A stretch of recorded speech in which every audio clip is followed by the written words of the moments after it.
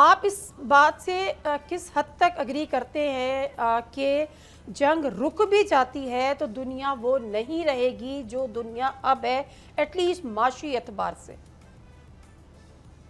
دیکھیے، انسانی تاریخ میں کوئی جنگ ایسی نہیں انڈیفینٹ چلی ہو. ہر جنگ جو ہے وہ ختم ہو جاتی ہے. جو مارکیٹس اس وقت بتا رہی ہیں، چاہے وہ تیل کی فیوچر مارکیٹ ہو، چاہے وہ سونے کی مارکیٹ ہو، چاہے وہ چاندی کی مارکیٹ ہو، وہ پیغام یہ دے رہی ہیں کہ یہ جنگ ختم ہونے کو ہے. اس وقت جو فیوچر آئل کی مارکیٹ ہے، آپ سوچئے کہ اگر 3 یا 4 مہینے ڈاؤن دا روڈ اگر آپ تیل خریدنا چاہتی ہیں تو وہ تقریباً $70 سے $75 چل رہا ہے. اگر جنوری 2027 کی ہم فیوچر مارکیٹ دیکھ رہے ہیں تو وہاں پہ $65 سے $70 کا ایک بیرل تیل چل رہا ہے. ذرا سا ٹیکنیکل معاملہ ہے، لیکن واضح پیغام ان کا فیوچر مارکیٹ کا یہ ہے کہ جنگ اختتام پہ ہے، اور پھر تیل کی قیمتیں جو ہیں وہ بڑی تیزی سے گرنے والی. جتنا بھی آپ نے اعداد و شمار جو دیے، وہ اس میں جو میں سمجھتا ہوں سب سے زیادہ جو کرٹیکل ایلیمنٹ ہے وہ دورانیہ ہے، وہ ڈیوریشن ہے کہ یہ جنگ کتنی دیر چلتی. اگر تو جنگ لمبی ہو جائے تو پھر تو کوئی شک نہیں، جتنی باتیں آپ نے بتائی ہیں وہ جو ہیں ان کی پاسبلٹی بڑی ہائی ہو جاتی ہے. لیکن اگر ڈیوریشن کم رہتی ہے، اگر جو تیل کی مارکیٹ ہمیں اس وقت بتا رہی ہے، یا سونے کی مارکیٹ بتا رہی ہے، یا جس طرح انرجی کے سٹاکس جو ہیں بڑی تیزی سے گر رہے ہیں، جس طرح ایئر لائن کے سٹاکس جو ہیں وہ بڑی تیزی سے چڑھ رہے ہیں، وہ یہ اشاریے دے رہے ہیں کہ یہ جنگ ختم ہو رہی ہے اور معیشت کا پہیہ جو ہے وہ دوبارہ سے اپنی جو ہے وہ رفتار اختیار کرنے والا ہے. تو میں اتنا نیگیٹو نہیں ہوں. جو نقصانات ہو گئے وہ آپ نے درست کہا، وہ 50 کی بمباری ہوئی، ساری دنیا نے اس کا نقصان اٹھایا. لیکن جو فیوچر ہے خاص طور پہ پاکستان کے حوالے سے، اس میں مجھے 2 یا 3 بڑے مثبت اشاریے نادیہ وہ نظر آتے ہیں. جی سر. دیکھیے، جب ایران کی جنگ ختم ہوتی ہے تو وہ پاسبلٹی بہت ہائی ہے کہ ایران کے اوپر سے جو امریکہ کی سینکشنز ہیں، جو اتنی پرانی کوئی 40-45 سال پرانی لگی ہیں، وہ اٹھتی ہوئی مجھے نظر آتی ہیں. اوکے. اب 900 کلومیٹر کا بارڈر ہے پاکستان اور ایران کا، جی. اور آپ سوچیں کہ اس 900 کلومیٹر کے بارڈر کے دوسری طرف جو ہے وہ لگ بھگ 210 ارب بیرل تیل کے ذخائر. 900 کلومیٹر کا جو بارڈر ہے اس کے دوسرے پار کوئی 35 ٹریلین کیوبک میٹر جو ہے وہ گیس کے ذخائر ہیں. اور یہ سارے ذخائر جو ہیں تیل کے ہوں یا گیس کے ہوں، ان کی سب سے زیادہ ضرورت جو ہے، ان کی سب سے زیادہ کھپت جو ہے، ان کی سب سے زیادہ کنزمپشن جو ہے وہ چین اور بھارت میں ہونی ہے. اور ان ذخائر اور چین اور بھارت کے درمیان میں پاکستان بیٹھا ہے. تو ایونچولی جو سب سے ایفیشینٹ منتقلی ہوگی ان وسائل کی جو ایران کے پاس ہیں، وہ پاکستان سے گزرتے ہوئے ہو.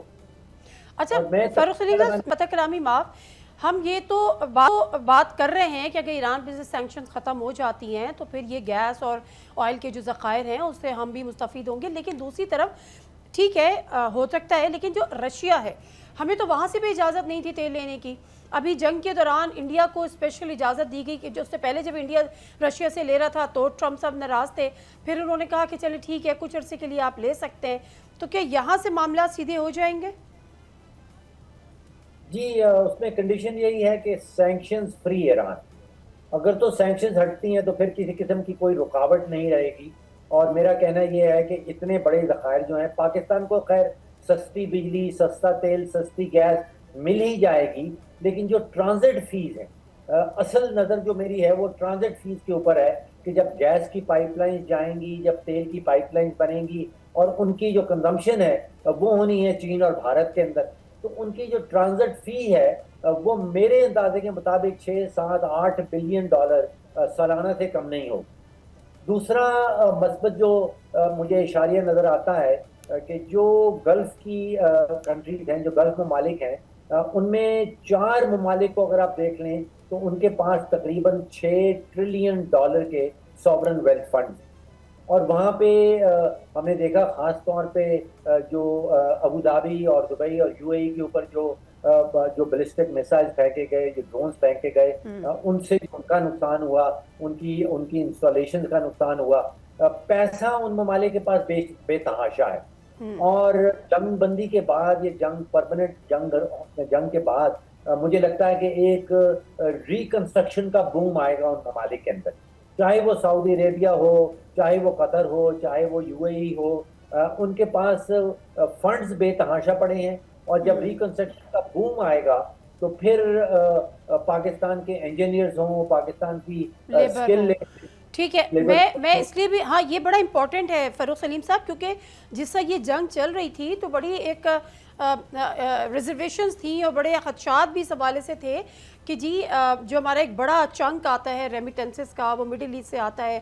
وہاں پر اگر یہ حالات ہو گئے، وہاں پہ ڈاؤن سائزنگ شروع ہو گئی، رائٹ سائزنگ شروع ہو گئی، وہ پاکستان واپس آ گئے، تو ہمارا جو ریمیٹنس کا ایک میجر چنک مڈل ایسٹ سے آتا ہے اس کو کٹ لگ جائے گا. لیکن آپ کی بات یہ صحیح ہے کہ اگر جنگ بندی ہو جاتی ہے تو پھر وہ کنسٹرکشن فیز آئے گا. But my question is still there sir, Russia والا معاملہ، ہم رشیا سے تو ابھی بھی تیل نہیں لے سکتے، آلدو کہ اس پہ تو کوئی سینکشنز نہیں ہے. دین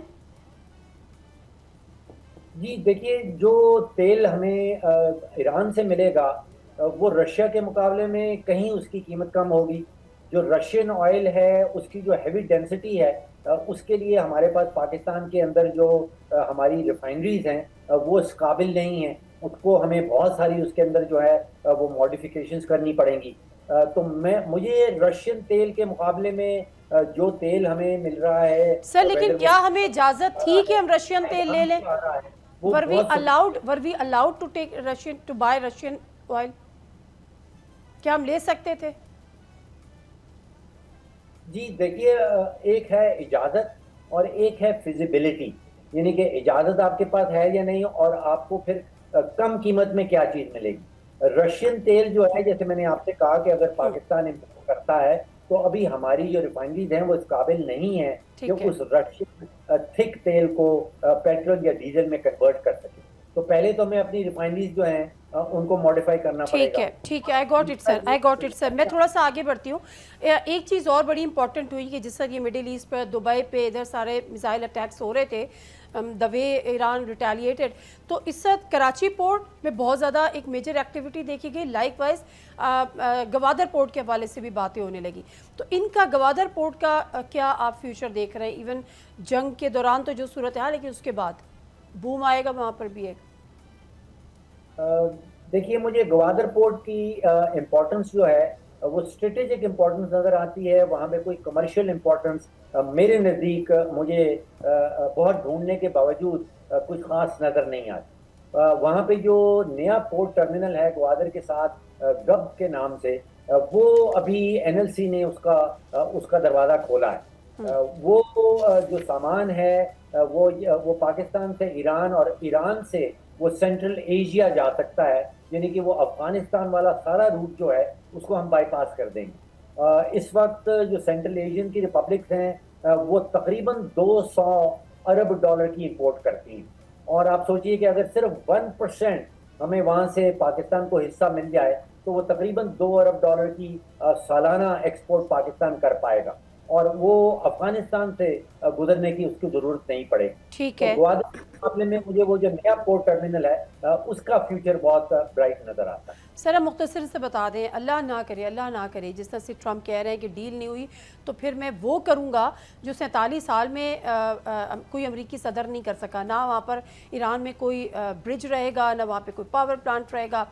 اللہ نہ کرے کہ یہ صورتحال ہوتی ہے، گاڈ فاربڈ، بٹ اسٹل اگر یہ صورتحال ہوتی ہے تو پھر دنیا کی معیشت کہاں جائے گی؟ خاص طور پہ امریکہ، یورپ، مڈل ایسٹ، یہ ایک ریسیشن کا ہم ایک ایلیمنٹ سامنے آئے گا. دیکھیے، ٹرمپ صاحب کیا کہتے ہیں اور کیا ہوتا ہے وہ دو ڈیفرنٹ چیزیں ہیں. ٹرمپ صاحب روزانہ کی بنیاد کے اوپر کوئی 4 سے 5 بیانات دیتے ہیں اور کوئی بیان بھی آپس میں نہیں ملتا. 4-5 بیان 4-5 گھنٹے میں نظر ڈال لیجئے، وہ سب ایک دوسرے سے مخالف ہوتے ہیں. تو ٹرمپ صاحب جو کہتے ہیں اس کے اوپر تو کسی قسم کا کوئی یقین نہیں.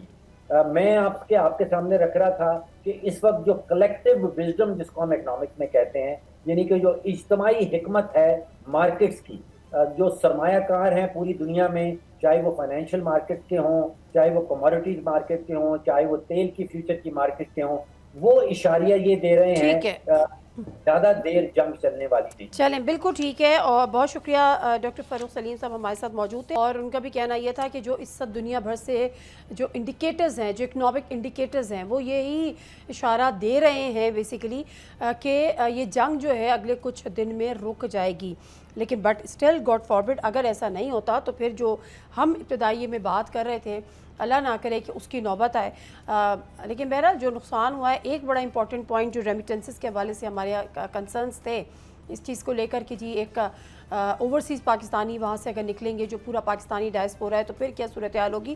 یہ بات بھی ٹھیک ہے کہ جنگ بندی کے بعد جو نقصان ہوا ہے وہ ایک کنسٹرکشن کا فیز آئے گا، اور اس سے بھی آپ کو لیبر کی بھی ضرورت ہوگی، آپ کو انجینئرز کی بھی ضرورت ہوگی، تو لیٹس بی پازیٹیو۔ سبسکرائب کریں اور بیل دبائیں تاکہ کوئی خبر رہ نہ جائے۔